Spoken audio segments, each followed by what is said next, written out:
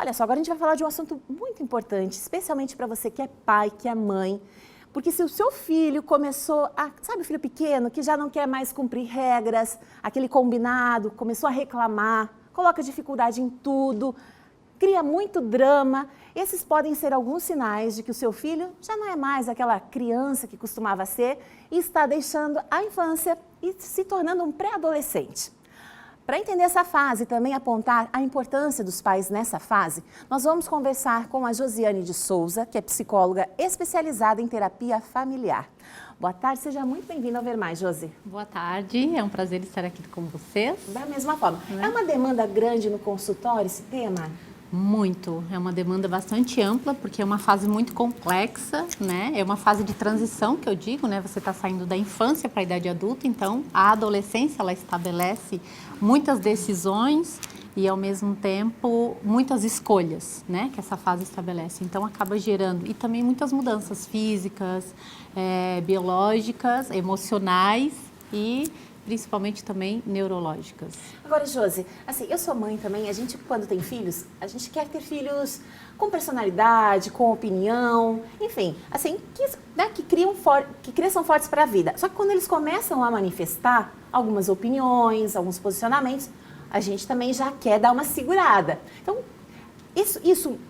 como os pais podem lidar também com essa dinâmica? Então, a principal condição é realmente a comunicação, é estabelecer com os filhos uma comunicação aberta, de saber ouvir e não simplesmente estabelecer uma crítica, de achar que ele não está entendendo, que ele não entende nada, né? E aí, realmente, assim, conseguir chegar no coração do seu adolescente. Então, a comunicação é básica, né? E essa questão do toque, do afeto também, ela é muito importante. Agora estava me ocorrendo a questão da pandemia. Teve alguma influência também em uma mudança de comportamento? Altíssima, uma mudança gigantesca, porque a pandemia isolou toda a família, principalmente os adolescentes. Então, assim, a entrada do uso excessivo das telas ocasionou muita mudança no comportamento. E aí, assim, os pais se acostumaram, a pandemia acabou. Né? O vírus continua aí, mas a pandemia, graças a Deus, acabou, né? Porém, eles se acostumaram em manter essa condição das telas, o uso excessivo e, tipo assim, saíram do convívio social e eles não conseguem voltar. Então, é os pais que têm que trazer de volta esses adolescentes, o que trouxe muitas consequências. Excesso de depressão, excesso de ansiedade. Então, eu tenho muitos adolescentes que estão, assim, tomando medicação, fazendo terapia intensiva, porque não estão dando conta, por conta do reflexo de tudo isso. E aí, o uso excessivo, o que traz de respostas? Inúmeras consequências, gente. Inúmeras, assim, ó. A ansiedade, a depressão, a condição da falta de querer viver em sociedade, viver isolado dentro do quarto, fazer um convívio social somente online, aí não faz um contato físico, não faz um contato com as pessoas, não conversa, não estabelece limite, não estabelece relação, nem com a família e nem com os amigos. Antes da minha próxima pergunta, quero estimular você que está acompanhando o programa, pode mandar sua pergunta, 988-846107. Josi, você falou em questão fisiológica. Existe uma idade biológica, então, para essa transição que a gente pode já identificar? Sim, depende muito de como que esse adolescente, né, essa criança, ela está sendo estimulada, ou até a própria condição genética dela, o desenvolvimento, né, que deve ser feito um acompanhamento.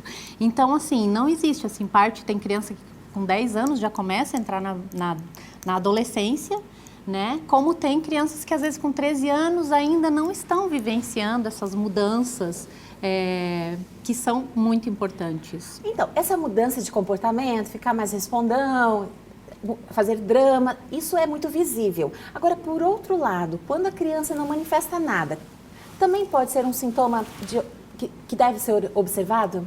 Muito, porque aí tem grandes perigos. Porque se ele não coloca para fora, porque quando ele está reagindo, mesmo que seja de forma agressiva, porque às vezes o uso excessivo da tela causa muita irritabilidade, muita agressividade e tudo muito imediato, porque é o que a tela oferece, muito imediatismo, né? Os vídeos, né, das redes sociais é tudo muito 15 segundos, é aquela coisa muito rápida. Então, assim, acaba ocasionando muitas mudanças no comportamento, tá? Que muitas vezes dificulta essa relação dele com ele mesmo e dele com as pessoas ao redor. E aí, assim, vai trazendo muitas consequências e que muitas vezes ele não sabe como lidar e nem a família sabe como lidar. E aí vai trazendo não só as consequências, mas a forma de lidar com essas birras, que muitas vezes não é birra, é um nível de irritabilidade pelo tempo que ele está ficando de uso na tela. Isso é um ótimo indicativo, então observe então nessa criança em casa, né, o comportamento dela para fazer uma associação a isso. Sim. Agora, Josi, você tem alguns exemplos de uma comunicação mais assertiva, então, sabe quando está naquele momento de birra e o pai não sabe o que falar para mudar esse comportamento? Estabelecer essa relação de afeto, sabe? O abraço, né, é uma das principais comunicação que um pai tem que estabelecer com o filho. Isso seja com a criança, como também com o adolescente, né? A criança, quando nasce, a mãe pega aqui, então sempre acalma o colo, o abraço. Então isso fica neurologicamente firmado na consciência dessa criança, o toque. O quanto esse carinho é importante. E ele se perdura, qualquer um gosta de um abraço. E a partir desse toque, desse abraço, desse acalmar, porque o abraço ele acalma, porque ele libera 2 tipos de hormônio, né? Que é a ocitocina e a dopamina, que são hormônios não só do prazer, mas também hormônios que transmitem essa segurança, essa confiança. Então, esse tipo de comunicação é excelente. Então não vai reforçar o comportamento. Digamos, a criança está ali, né, reinando, respondendo, propor um abraço não vai estar reforçando aquela ideia, então? Não. Você vai estar estabelecendo uma outra comunicação, tá? Que não é aquela, porque quando você fala, para de fazer birra, não fica gritando desse jeito, tal, e aí você grita mais alto, você está reforçando aquele comportamento. E quando você tira ela desse comportamento e estabelece uma comunicação diferente, você desmonta. Assim como no momento que um adolescente está em ansiedade. Eu tenho alguns adolescentes no consultório que às vezes assim estão tendo crises de ansiedade, a medicação não está funcionando. E aí eu dou a orientação do que tem que fazer e o abraço, a mãe colocar no colo aqui, é algo que tem feito total diferença. E faz porque vem daqui.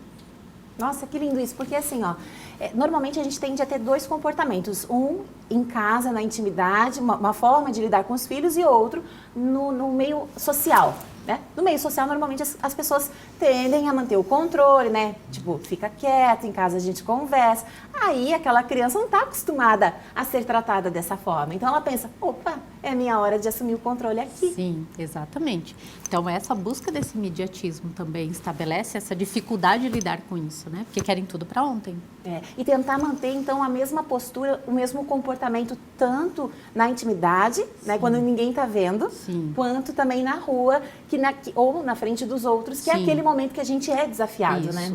É muito reflexo dos pais, né? Então, assim, não adianta os pais quererem um comportamento dos filhos se eles não estabelecem. Ele diz, não grita, fulano. E aí o pai grita, a mãe grita. Tá, mas peraí, como que eu vou estabelecer um comportamento se eu faço isso? Então, não dá, né? Então, eu preciso ser o modelo e o exemplo para esse adolescente, para essa criança, né? Eu tenho casos assim no consultório que eu preciso realmente orientar. A base é a tratativa com os pais.